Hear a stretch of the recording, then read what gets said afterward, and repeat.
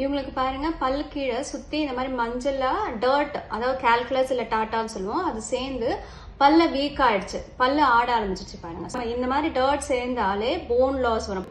பல்ல சப்போர்ட் பண்ற ஸ்ட்ரக்சர்ஸ் வந்து போனும் கம்ஸும். போன் குறைய குறைய பல்லு ஆடி விழ ஆரம்பிச்சிடும்.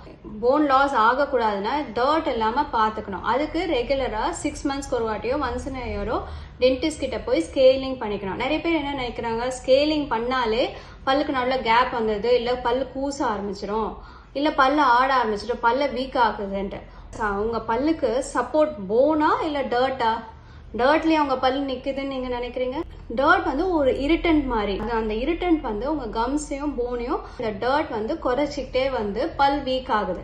நீங்க மார்னிங் அண்ட் நைட் 2 வேளை பிரஷ் பண்ணிட்டு ஃப்ளாஸ் பண்ணணும் டெய்லி. 6 monthsக்கு ஒரு வாட்டியோ இல்ல ஒன்ஸ் இன் இயரோ உங்க டென்டிஸ்ட் கிட்ட போய் உங்க பல்ல செக் பண்ணி ஸ்கேலிங் பண்ணி உங்க பல்ல சுத்தமாவும் ஹெல்த்தியாவும் வச்சுக்கோங்க.